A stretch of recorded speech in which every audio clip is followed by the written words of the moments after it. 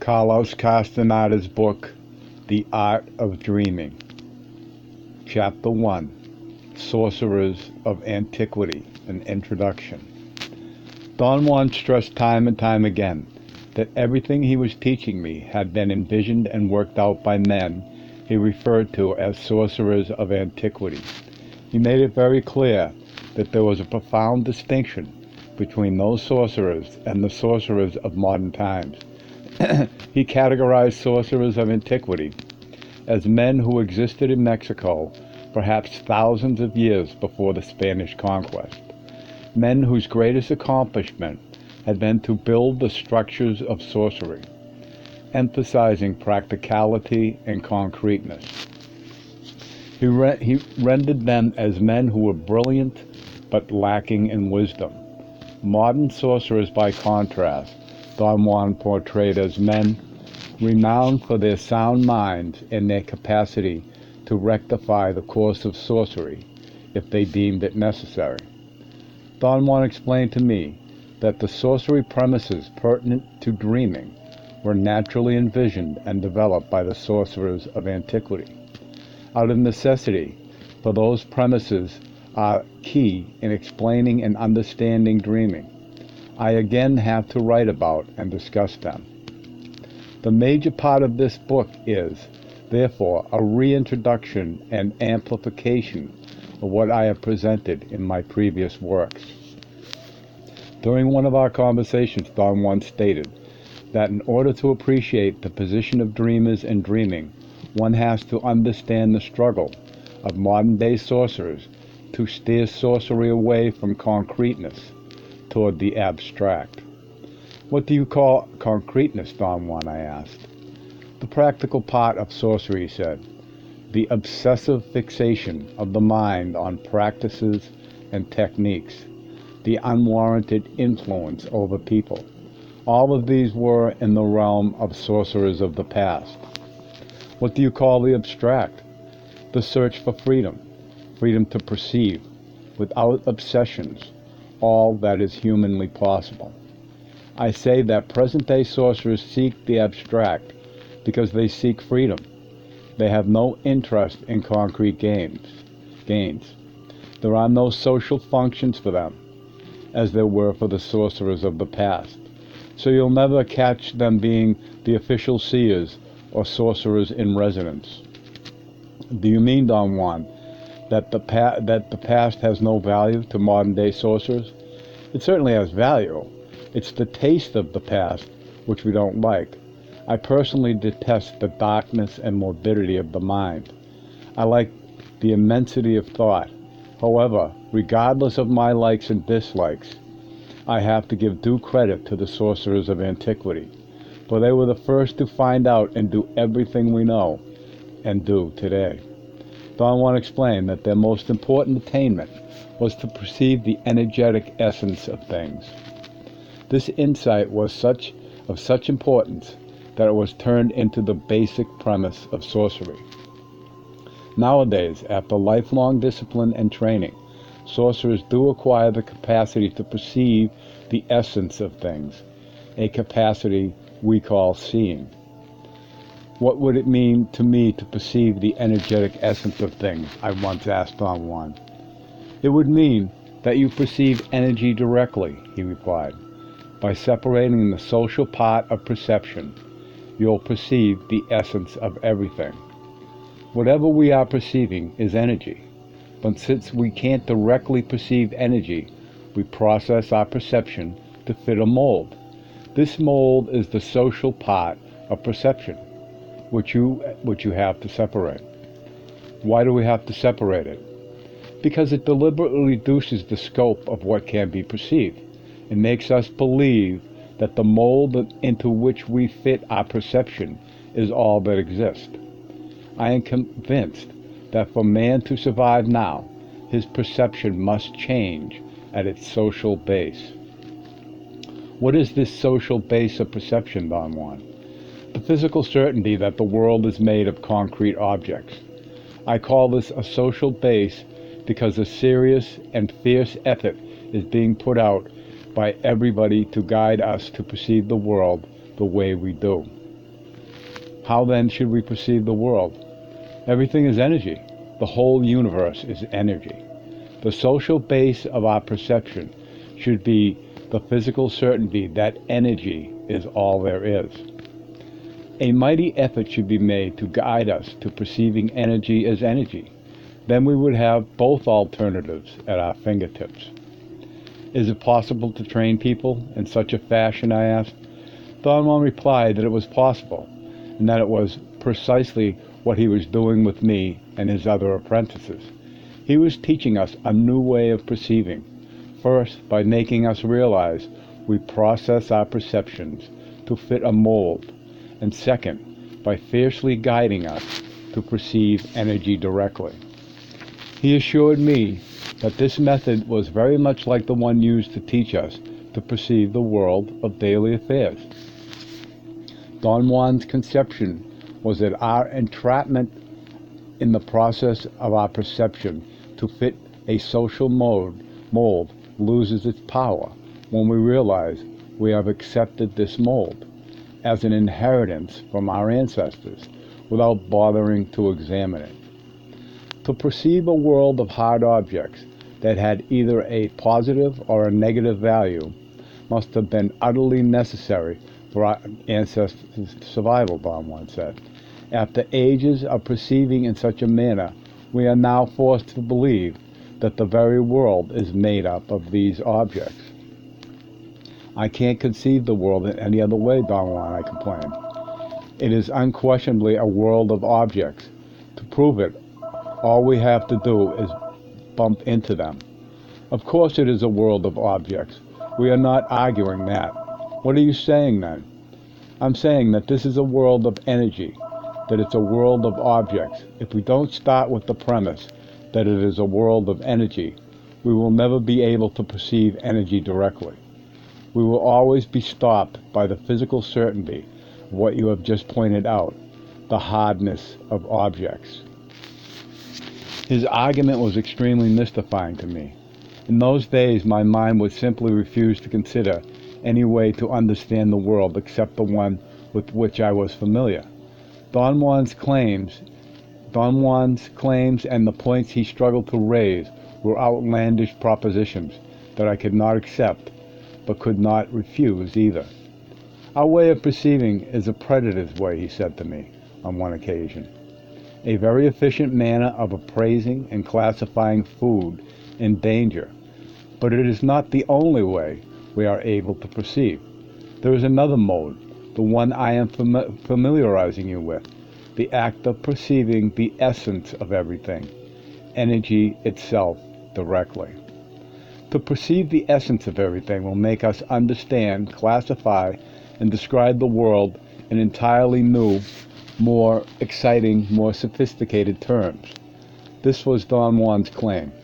The more sophisticated terms to which he was alluding were those he had been taught by his predecessors, terms that corresponded to sorcery truths, which have no rational foundation and no relation whatsoever to the facts of our daily world, but which are self-evident truths for sorcerers who perceive energy directly and see the essence of everything. For such sorcerers, the most significant act of sorcery is to see the essence of the universe.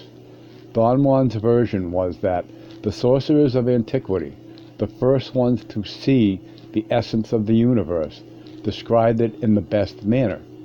They said that the essence of the universe resembles incandescent threads stretched into infinity in every conceivable direction, luminous filaments that are conscious of themselves in ways impossible for the human mind to comprehend. For seeing the essence of the universe, the sorcerers of antiquity went on to see the energy essence of human beings. Don Juan stated that they depicted human beings as bright shapes that resembled giant eggs and called them luminous eggs.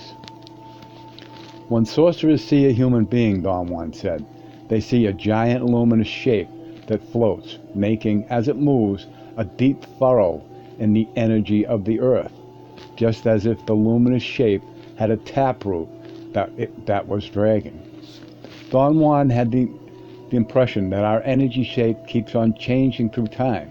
He said that every seer he knew, himself included, saw that human beings are shaped more like balls or even tombstones than eggs.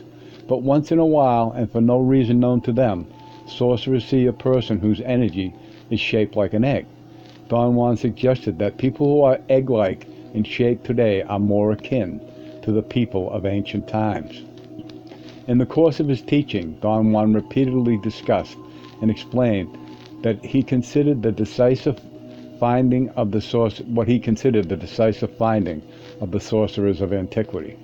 He called it the crucial feature of human beings as luminous balls, a round spot of intense brilliance, the size of a tennis ball, permanently lodged inside the luminous ball, flush with its surface, about 2 feet back from the crest of a person's right shoulder blade. Since I had trouble visualizing this the first time Don Juan described it to me, he explained that the luminous ball is much larger than the human body, and that the spot of intense brilliance is part of this ball of energy, and that it is located on a place the height of the shoulder blades and arm's length from a person's back. He said that the old sorcerers named it the assemblage point after seeing what it does. What does the assemblage point do, I asked. It makes us perceive, he replied. Old sorcerers saw that in human beings, perception is assembled there on that point. Seeing that all living beings have such a point of brilliance, the old sorcerers surmised that perception in general must take place on that spot in whatever pertinent manner. What did the old sorcerers see that made them conclude that perception takes place on the assemblage point, I asked. He answered that first they saw that out of millions of the universe's luminous energy filaments passing through the entire luminous ball, only a small number passed directly through the assemblage point, as should be expected since it is small in comparison with the whole. Next they saw that a spherical extra glow, slightly bigger than the assemblage point, always surrounded it, greatly intensifying the luminosity of the filaments passing directly through that glow. Finally, they saw 2 things. One, that the assemblage points of human beings can dislodge themselves from the spot where they are usually located. And 2, that when the assemblage point is on its habitual position, perception and awareness seem to be normal, judging by the normal behavior of the subjects being observed. But when their assemblage points and the surrounding glow of spheres are on a different position than the habitual one, their unusual behavior seems to be the proof that their awareness is different, that they are perceiving in an unfamiliar manner.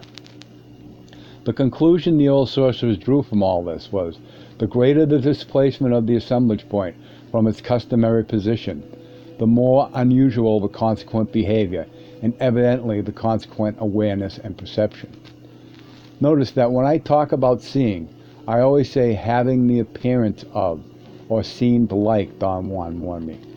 Everything one sees is so unique that there is no way to talk about it except by comparing it to something known to us. He said that the most adequate example of this difficulty was the way sorcerers talk about the assemblage point and the glow that surrounds it. They describe them as brightness, yet it cannot be brightness because seers see them without their eyes. They have to fill out the difference, however, and say that the assemblage point is a spot of light, that around it there is a halo, a glow. Don Juan pointed out that we are so visual, so ruled by our predator's perception, that everything we see must be rendered in terms of what the predator's eye normally sees. After seeing what the assemblage point and its surrounding glow seemed to be doing, Don Juan said that the old sorcerer advanced an explanation. They proposed that in human beings, the assemblage point, by focusing its glowing spear on the universe's filaments of energy that pass directly through it, automatically and without premeditation assembles those filaments into a steady perception of the world. How are those filaments you talk about assembled into a steady perception of the world, I asked. No one can possibly know that, he emphatically replied. Sorcerers see the movement of energy, but just seeing the movement of energy cannot tell them how or why the energy moves. Don Juan stated that seeing that millions of conscious energy filaments pass through the assemblage point, the old seers postulated that in passing through it, they come together amassed by the glow that surrounds it. After seeing that the glow is extremely dim in people who have been rendered unconscious or are about to die, and that it is totally absent from corpses, they were convinced that this glow is awareness. What about the assemblage point? Is it absent from a corpse, I asked. He answered that there is no trace of an assemblage point on a dead being, because the assemblage point and its surrounding glow are the mark of life and consciousness. The inescapable conclusion of the sorcerers of antiquity was that awareness and perception go together and are tied to the assemblage point and the glow that surrounds it. Is there a chance that those sorcerers might have been mistaken about their seeing, I asked. I can't explain to you why, but there is no way sorcerers can be mistaken about their seeing, Don Juan said, in a tone that admitted no argument. No, the conclusion they arrive at from their seeing might be wrong, but that would be because they are naive, uncultivated. In order to avoid this disaster, sorcerers have to cultivate their minds in whatever form they can. He softened up then and remarked that it certainly would be infinitely safer for sorcerers to remain solely at the level of describing what they see, but that the temptation to conclude and explain, even if only to oneself, is far too great to resist. The effect of the assemblage point displacement was another energy configuration the sorcerers of antiquity were able to see and study. Don Juan said that when the assemblage point is displaced to another position, a new conglomerate of millions of luminous energy filaments come together on that point. The sorcerers of antiquity saw this and concluded that since the glow of awareness is always present wherever the assemblage point is, perception is automatically assembled there. Because of the different position of the assemblage point, the resulting world, however, cannot be our daily world. Don Juan explained that the old sorcerers were capable of distinguishing two types of assemblage point displacement. One was a displacement to any position on the surface or in the interior of the luminous ball. This displacement they called a shift of the assemblage point. The other was a displacement to a position outside of the luminous ball. They called this displacement a movement of the assemblage point. They found out that the difference between a shift and a movement was the nature of the perception each allows. Since the shifts of the assemblage point are displacements within the luminous ball, the worlds engendered by them, no matter how bizarre or wondrous or unbelievable they might be, they are still worlds within the human domain. The human domain is the energy filaments that pass through the entire luminous ball. By contrast, movements of the assemblage point, since they are displacements to positions outside the luminous ball, engage filaments of energy that are beyond the human realm. Perceiving such filaments engenders worlds that are beyond the comprehension, inconceivable worlds with no trace of human antecedents in them. The problem of validation always played a key role in my mind in those days. Forgive me, Don Juan, I said to him on one occasion, but this business of the assemblage point is an idea so far-fetched, so inadmissible, that I don't know how to deal with it or what to think of it. There is only one thing for you to do, he retorted. See the assemblage point. It isn't that difficult to see. The difficulty is in breaking the retaining wall we all have in our minds that hold us in place. To break it, all we need is energy. Once we have energy, seeing happens to us by itself. The trick is in abandoning our fort of self-complacency and false security. It's obvious to me, Don Juan, that it takes a lot of knowledge to see. It isn't just a matter of having energy. It is just a matter of having energy, believe me. The hard part is convincing yourself that it can be done. For this, you need to trust the Nawal. The marvel of sorcery is that every sorcerer has to prove everything with his own experience. I am telling you about the principles of sorcery, not with the hope that you will memorize them, but with the hope that you will practice them. Don Juan was certainly right about the need of trusting. In the beginning stages of my 13-year apprenticeship with him, the hardest thing for me was to affiliate myself with his world and his person. This affiliating meant that I had to learn to trust him implicitly and to accept him without bias as the Nawal. Don Juan's total role in the sorcerer's world was synthesized by the title accorded to him by his peers. He was called the Nawal. It was explained to me that this concept refers to any person, male or female, who possesses a specific kind of energy configuration, which to a seer appears as a double luminous ball. Seers believe that when one of these people enters into the sorcerer's world, that extra load of energy is turned into a measure of strength and the capacity for leadership. Thus, the Nawal is the natural guide, the leader of a party of sorcerers. At first, to feel such a trust for Don Juan was quite disturbing to me, if not altogether odious.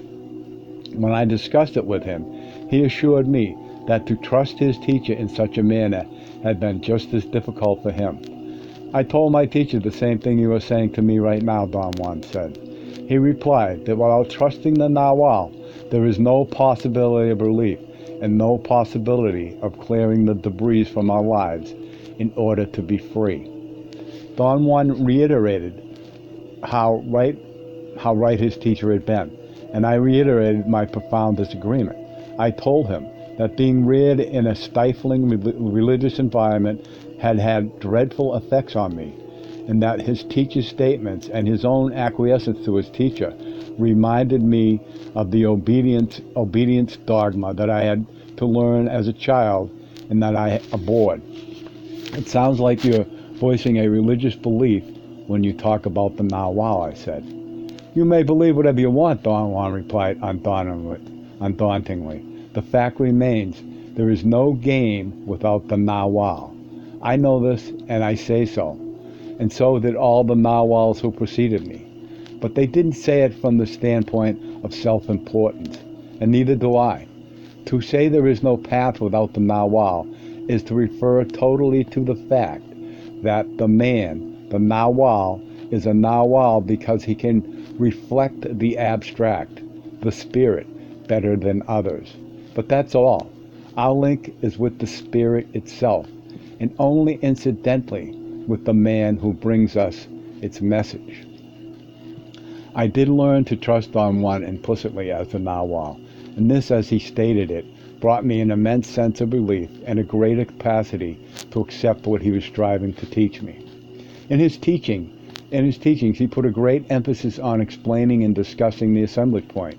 I asked him once if the assemblage point had anything to do with the physical body. It has nothing to do with what we normally perceive as the body, he said. It's part of the luminous egg, which is our energy itself. How is it displaced, I asked. Through energy currents, jolts of energy originating outside or inside our energy shape. These are usually unpredictable currents that happen randomly, but with sorcerers they are very predictable currents that they obey the sorcerer's intent. Can you yourself feel these currents? Every sorcerer feels them. Every human being does, for that matter. But average men, being too busy with their own pursuits to pay any attention to feelings like that. What do these currents feel like? Like a mild discomfort, a vague sensation of sadness, followed immediately by euphoria. Since neither the sadness nor the euphoria has an explainable cause, we never regard them as veritable onslaughts of the unknown, but as unexplainable, ill-founded moodiness. What happens when the assemblage point moves outside the energy shape? Does it hang outside, or is it attached to the luminous ball? It pushes the contours of the energy shape out without breaking its energy boundaries. Don Juan explained that the end result of a movement of the assemblage point is a total change in the energy shape of a human being. Instead of a ball or an egg, he becomes something resembling a smoking pipe. The tip of the stem is the assemblage point, and the bowl of the pipe is remains of the luminous ball. If the assemblage point keeps on moving, a moment comes when the luminous ball becomes a thin line of energy. Don Juan went on to explain that the old sorcerers were the only ones who accomplished this feat of energy shape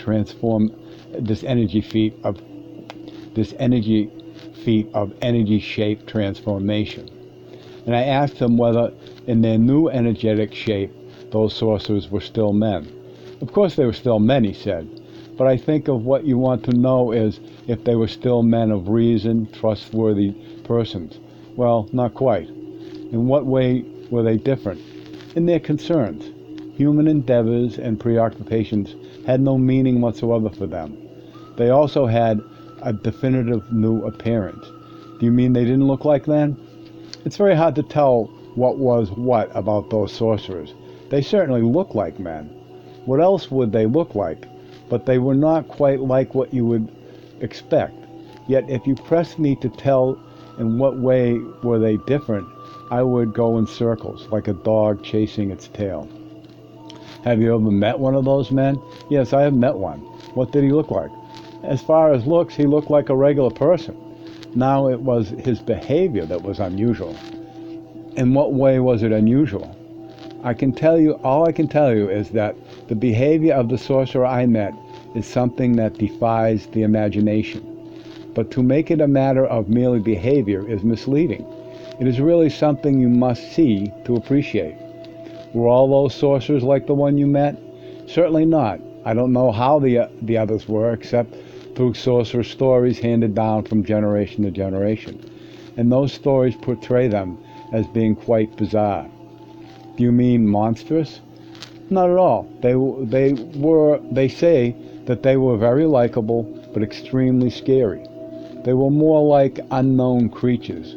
What makes mankind homogeneous is the fact that we are all luminous balls. And those sorcerers were no longer balls of energy, but lines of energy that were trying to bend themselves into circles, which they couldn't quite make. What finally happens to them, Don? Did they die? What finally happened to them, Don Juan? Did they die? Sorcerer stories say that because they had succeeded in stretching their shapes, they had also succeeded in stretching the duration of their consciousness. So they are alive and conscious to this day. There are stories about their periodic appearances on Earth. What do you think of all this yourself, Don Juan? It's too bizarre for me. I want freedom. Freedom to retain my awareness, and yet disappear into the vastness. In my personal opinion, those old sorcerers were extravagant, obsessive, capricious men who got pinned down by their own machinations. But don't let my personal feelings sway you. The old sorcerers' accomplishments are unparalleled. If nothing else, they prove to us that man's potentials are nothing to sneeze at. Another topic of Don Juan's explanations was the indispensability of energetic uniformity and cohesion for the purpose of perceiving.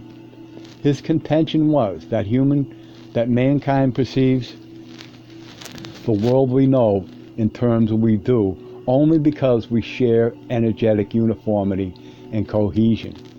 He said that we automatically attain these two conditions of energy in the course of our rearing, and that they are so taken for granted that we do not realize their vital importance until we are faced with the possibility of perceiving worlds other than the world we know. At those moments, it becomes evident that we need a new appropriate energy, uniformity, and cohesion to perceive coherently and totally.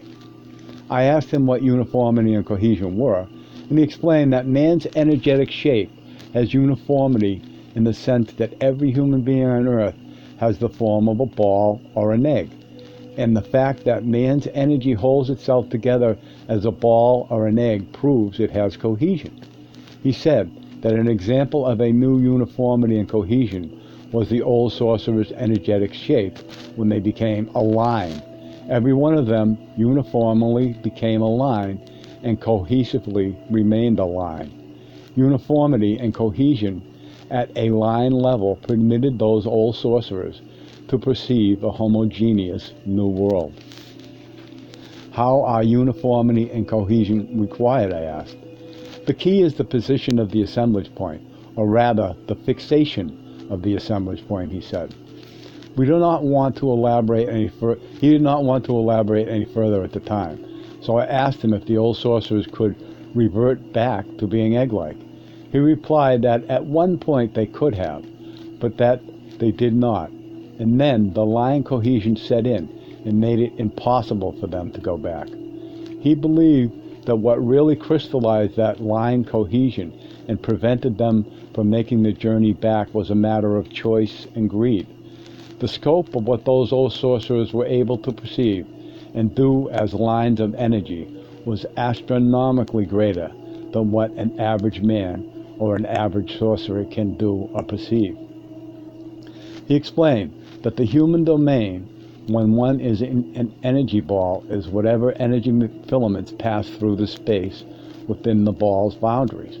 Normally we perceive not all the human domain, but perhaps only 1/1000th of it. He was of the opinion that, if we take this into consideration, the enormity of what the old sorcerers did becomes apparent. They extended themselves in a line 1,000 times the size of a man as an energy ball and perceived all the energy filaments that passed through that line. On his insistence, I made giant efforts to understand the new model of energy configuration he was outlining for me. Finally, after much pounding, I could follow the idea of energy filaments inside the luminous ball and outside it. But if I thought of a multitude of luminous balls, the model broke down in my mind.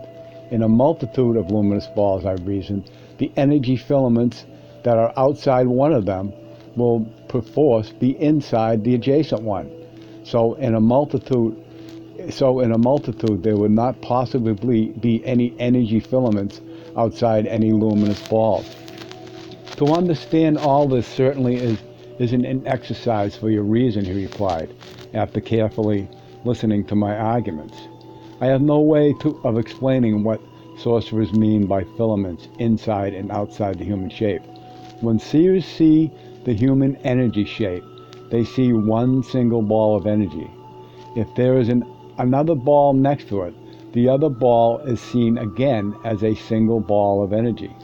The idea of a multitude of luminous balls comes from your knowledge of human crowds. In the universe of energy, there are only single individuals alone, surrounded by the boundless. You must see that for yourself.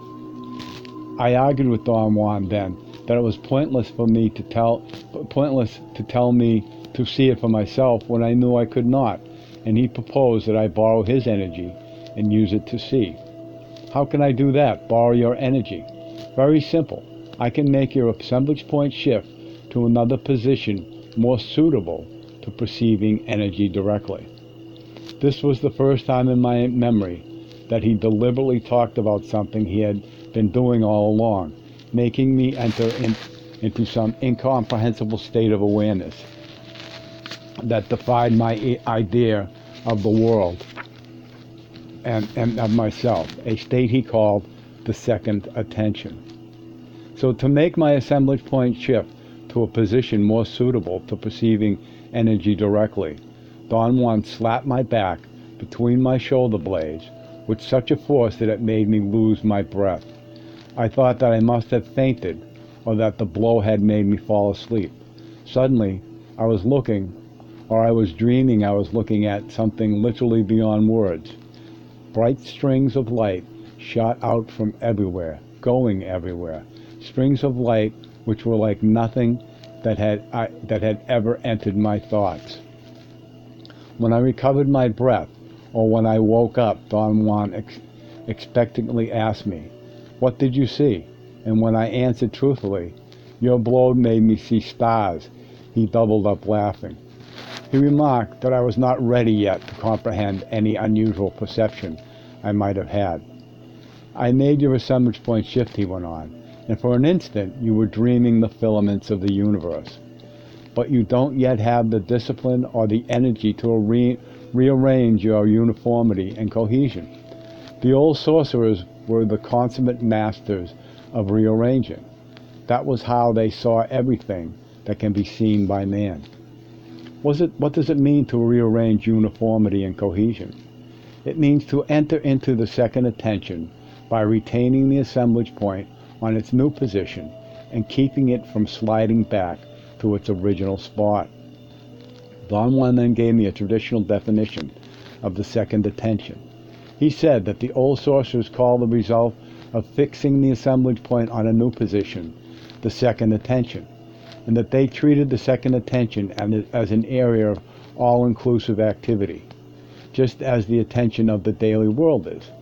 He pointed out that sorcerers really have two complete areas of their endeavors, one small one called the first attention, or the awareness of our daily world, or the fixation of the assemblage point on its habitual position, or a much larger area, the second attention, or awareness of other worlds, or the fixation of the assemblage point on each of an enormous number of new positions. Don Juan helped me to experience the inexplicable things in the second attention by means of what he called a sorcerer's maneuver, tapping my back gently or forcefully striking it at the height of my shoulder blades. He explained that with his blows he displaced my assemblage point from my experiential position. Such a displacement meant that my awareness used to enter in a most disturbing state of unequaled clarity, a state of superconsciousness, which I enjoyed for short periods of time, and in which I could understand anything with minimal preambles. It was not quite a pleasing state. Most of the time it was like a strange dream, so intense that normal awareness paled by comparison. Don Juan justified the indispensability of such a maneuver, saying that in normal awareness a sorcerer teaches his apprentices basic concepts and procedures, and in the second attention he gives them abstract and detailed explanations. Ordinarily, apprentices do not remember these explanations at all, yet they somehow store them, faithfully intact, in their memories. Sorcerers have used these seeming peculiarity of memory and have turned remembering everything that happened to them in the second attention into one of the most difficult and complex traditional tasks of sorcery. Sorcerers explain the seemingly peculiarity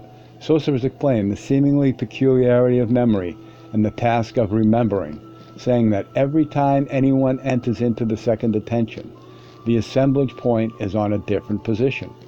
To remember, then, means to relocate the assemblage point on the exact position it occupied at the time of those entrances into the second attention occurred. Don Juan assured me not only that sorcerers have total and absolute recall, but they relive every experience they had in the second attention by this act of returning their assemblage point to each of those specific positions. He also assured me that sorcerers dedicate a lifetime to fulfilling this task of remembering. In the second attention, Don Juan gave me a very detailed explanations of sorcery, knowing that the accuracy and fidelity of such instruction will remain with me faithfully intact for the duration of my life. About this quality of faithfulness, he said, Learning something in the second attention is just like learning when we were children. What we learn remains with us for life. It's a second nature with me. We say when it comes, it's a second nature with me, we say when it comes to something we've learned very early in life. Judging from where I stand today, I realize that Don Juan made me enter as many times as he could in the second attention in order to force me to sustain for long periods of time new positions of my assemblage point and to perceive coherently in them. That is to say, he aimed at forcing me to rearrange my uniformity and cohesion. I succeeded countless times in perceiving everything as precisely as I perceive in the daily world. My problem was my incapacity to make a bridge between my actions in the second attention and my awareness of the daily world. It took a great deal of effort and time for me to understand what the second attention is. Not so much because of its intricacy and complexity, which are indeed extreme, but because once I was back in my normal awareness, I found it impossible to remember not only what I had entered into in the second attention, but that such a state existed at all. Another monumental breakthrough that the old sorcerers claimed, and that Don Juan carefully explained to me, was to find out that the assemblage point becomes very easily displaced during sleep. This realization triggered another one, that dreams are totally associated with that displacement. The old sorcerers saw that the greater the displacement, the more unusual the dream, or vice versa. The more unusual the dream, the greater the displacement. Don Juan said this observation led them to devise extravagant techniques to force the displacement of the assemblage point, such as ingesting plants that can produce altered states of consciousness, subjecting themselves to states of hunger, fatigue, and stress, especially controlling dreams. In this fashion, and perhaps without even knowing it, they created dreaming. One day, as we strolled around the plaza in the city of Oaxaca, Don Juan gave me the most coherent definition of dreaming from a sorcerer's standpoint. Sorcerers view dreaming as an extremely sophisticated art, he said. The art of displacing the assemblage point at will from its habitual position in order to enhance and enlarge the scope of what we can perceive. He said that the old sorcerers anchored the art of dreaming on 5 conditions they saw in the energy flow of human beings. 1. They saw that only the energy filaments that pass directly through the assemblage point can be assembled into coherent perception. 2. They saw that if the assemblage point is displaced to another position, no matter how minute the displacement, different and unaccustomed energy filaments begin to pass through it, engaging awareness and forcing the assembling of these unaccustomed energy fields into a steady, coherent perception. 3. They saw that in the course of ordinary dreams, the assemblage point becomes easily displaced by itself to another position on the surface or in the interior of the luminous egg.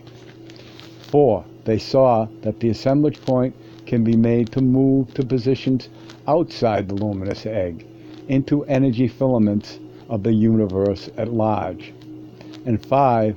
They saw that through this discipline, it is possible to cultivate and perform, in the course of sleep and ordinary dreams, a systematic displacement of the assemblage point.